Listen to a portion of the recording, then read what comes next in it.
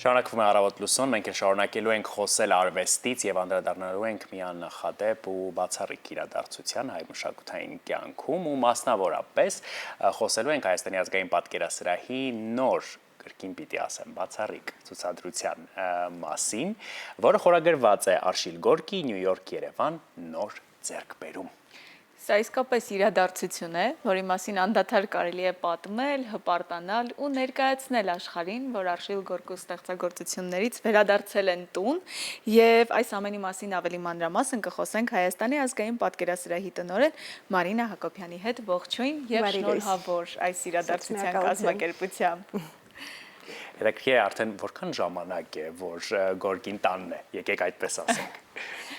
Գորկին իրականում 25 թվականից է տանը, բայց ցուցադրություն եւ հանձնում արարողություն եւ այլն տեղի ունեցավ արդեն 2026-ին մի քանի օր առաջ, ամսի 15-ին, ապրիլի 15-ին։ Շատ լավ ձևակերպում տվեցիք տանը, շատ հաճախ կոչում են վերադարձ, վերադարձ չի իրականում այդքան էլ, որովհետև երբևէ այդ նմուշը Հայաստանում չի եղել, բայց գաղափարապես այո վերադարձ կարող ենք կոչել իրականում եւ մեզ համար սա շատ կարեւոր իրադարձություն էր, մեզ ասելով ես նկատի չունեմ ազգային պատկերասրահը եւ նկատի չունեմ միայն թանգարանային համայնքը,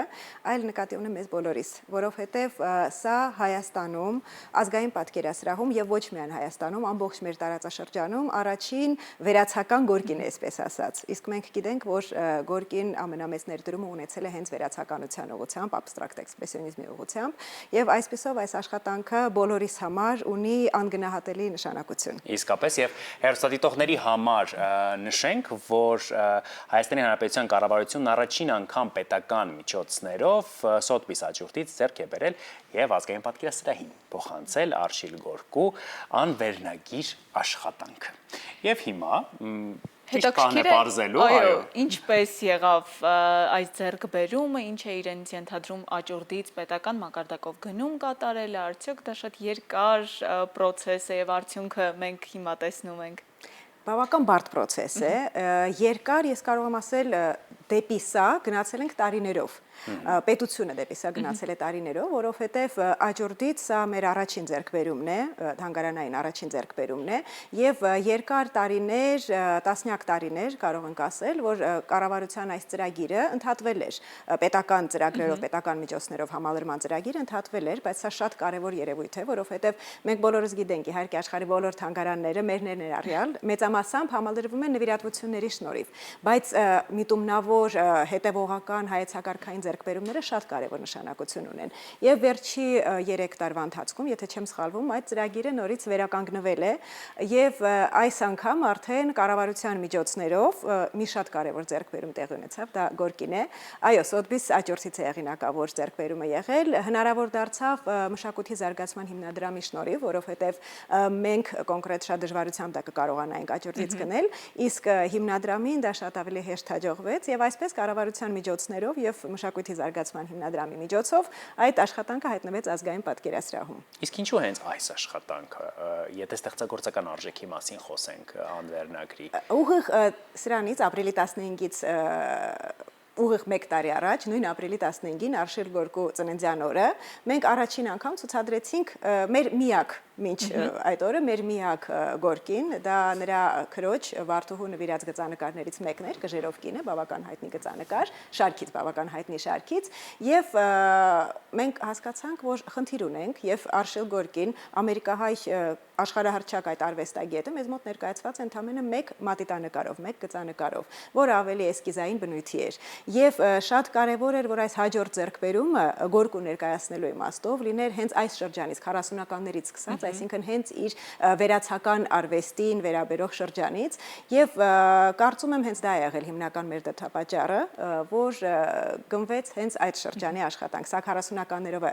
թվագրվում, 40-ականների սկիզբ, մոտավորապես նշում ենք 1944, ասեմ նաեւ արվեստաբանական առումով թվագրումը հնարավոր է եղել, որովհետեւ այդ շրջանից շատ հայտնի երկու գործ կա նույնատիպի հենց ու դրա շնորհիվ հնարավոր է եղել նաեւ ձեռագիրը վերծանել, ատրիբուցիա անել եւ թվագրել այդ շրջանով։ Այո։ Մեր պատեկրանին հիմա մենք տեսնում ենք նաև այլ կտավներ, այլ հեղինակների, ցուցադրության ընթացքում ներկայացվել են այն ստեղծագործությունները այլ հեղինակների, որոնք ոգեշնչում են ստացել Արշիլ Գորկուց, նրա ստեղծագործություններից, ինչպես են ընտրվել, ինչպես է կազմվել այս ցուցադրությունը։ ասեմ բավական կարճ ժամանակում, մենք այդքան երկար ժամանակ չունեինք եւ խնդիր էր, որ ներկայացվի ոչ միայն նմուշը, որովհետեւ իհարկե Արշել Գորկու ձեռքբերումը շատ կարեւոր էր, բայց շատ կարեւոր էր կապը գտնել հայկականության հետ, Հայաստանի հետ, որովհետեւ անկախ ամեն ինչից, որքանով մենք համարենք Արշել Գորկուն ծննդով հայ, ազգությամբ հայ, այնուամենայնիվ նա ամերիկյան արվեստագետ է, Ամերիկայի մոդեռնիզմի ավանգարդի շրջանի արվեստագետ է եւ այդ կապը հայկականության հետ կարծես ինչ որ չափով ստվերված էր։ Մենք կապը տեսնում ենք միայն ազգությամբ հայ լինելու մեջ եւ Խորգոմում է ծնվել, Վանում է ծնվել, սակայն շատ կարեւոր էր հասկանալ թե ինչ առնչություն ունի նրա արվեստը հենց հայկականության հետ եւ մեր համադրողը միշտ կոչում է մեր թիմին հրաշք թիմ եւ համադրողն էլ հրաշք համադրող Վիգենը Գալստյան շատ ճիշտ ուղղությամբ գնաց եւ հասկացա որ շատ կարեւոր է բացահայտել առաջին անգամ կարելի է ասել մենք այստեղ մեզանում բացահայտում ենք թե Գորկու ազդեցությունները ինչ շրջանակ են ունեցել եւ պետք է ասեմ որ այս աշխատանքը շատ կարեւոր ձեռքբերում է նաեւ ոչ միայն այն առումով որ մենք առաջին գունանկար վերացական Գորկին ենք ունենում այլ աբստրակցիոնիզմի ամերիկյան արվեստի հավաքածուի համալրման ուղղությամբ շատ կարեւոր ձեռքբերում է եւ հենց այդ կոնտեքստում Վիգենը որոշեց գտնել հայ այն արվեստագետներին որոնք ազդեցություն են կրել որոնք հայկական աբստրակցիոնիզմի վերացականության մարզում շատ կարևոր ներդրում են ունեցել եւ վստահաբար կարող եմ ասել, որ նման կոնտեքստում սա առաջին ցուցադրությունն է, սա բացահայտում ցուցադրություն է եւ կարծում եմ մեր առաջին քայլն է եւ առաջին փորձը։ Մենք որքան էլ համարում ենք, որ հայկական արվեստը բավական բացահայտված է, բավական շատ նյութ կա դրա մասին, դա այդպես չի այդքան էլ եւ արվեստաբանական առումով կարող եմ ասել, որ մենք բացահայտելու մի ահռելի դեռ բնագավառներ ունենք, ահռելի շերտեր ունենք եւ սա շատ կարևոր քայլ է։ Իսկ Գորկու ազդեցությունը ժամանակակից արվեստի վրա մեծ է, այ հիմա արդեն համադրումից հետո, ուսումնասիրությունից հետո, եթե միանշանակ, որովհետև մի փոքրիկ դրվագ ներկայացնեմ, Գորկին միջ 1959-ը, եթե չեմ սխալվում, 50-ականներ ամեն դեպքում հայտնի չի եղել առհասարակ նախկին խորհրդային տարածքում, խորհրդային միության տարածքում եւ Մոսկվայում մի ցուցահանդես է տեղի ունեցել եւ այդ ցուցահանդեսի ընթացքում առաջին անգամ կարելի է ասել, որ այս տարածաշրջանի խորհրդային միության պետությունները, ընդգրկված պետությունները առաջին անգամ ծանոթացել են Գորկուն։ Եվ միայն դրանից հետո այդ կարծես խթան հանդիսացավ, որ յուրաքանչյուրը ու 59 թիվ դա արդեն 60-ականների սկիզբն է, շատ լավ պատկերացնում ենք եւ պատմության առումով եւ կերպարվեստի առումով ինչ կարեւոր բեկումնային շրջան է եղել եւ առաջին անգամ կարծես վերարժևորելով իրենց ներքին աշխարհը, վերաիմաստավորելով իրենց արվեստը, արվեստագետները կարծես քայլ արեցին առաջ եւ կարծում եմ այդ ազդեցությունը իրոք շատ կարեւոր է եղել։ Այդ նույն շրջանում Հայաստան ժամանեց ՄՕՄԱ-ի տնօրենը եւ այստեղ դասախոսություններ կարդաց Գորկու մասին։ Այդ շրջանում իհարկե դա միայն դասախոսության գրքերի կտրվածքով էր միայն, իհարկե բնօրինակ ոչինչ չկար այստեղ, բայց դա արդեն շատ կարևոր խթան հանդիսացավ եւ կարող ենք ասել, որ բեկումնային դարձավ այդ շրջանը։ Մենք խոսում ենք ազդեցությունների մասին, թե ինչպես է Գորկին ազդեցություն ունեցել որպես նորարար, առաջ ավելի ժամանակից մտածող, ստեղծագործող մարդ, հիմա թանգարանների ուսերին բավականին բարդ ու պատասխանատու աշխատանք է այդ ամենը ներկայացնել մեր ժամանակներին համապատասխան շնչով, օգտագործելով նորագույն տեխնոլոգիաները, արդյոք այս ցուցադրության մեջ մաս է լինելու նաև դա վիրտուալ իրականությունը եւ ինչպես։ Արդեն մաս է։ Այս անգամ մենք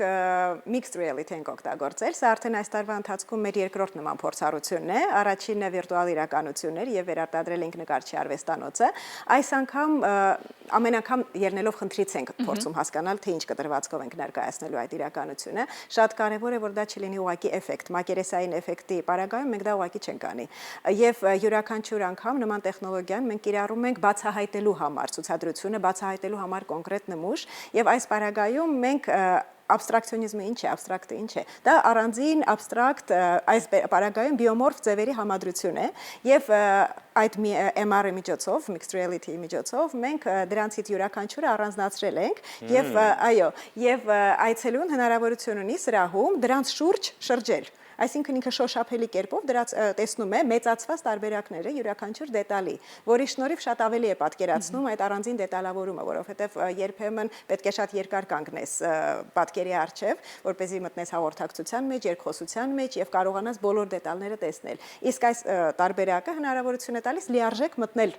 պատկերի մեջ եւ ամբողջովին առանձնացված այդ դետալները ընկալել իրոք։ Եվ ինչն է շատ կարեւոր, ոչ միայն այդ մեկ աշխատանքն ենք արել այդ տեխնոլոգիաների միջոցով վերարտադրել, այլև եւս երկուսը այդ նույն շրջանի եւ այդ նույն ոճի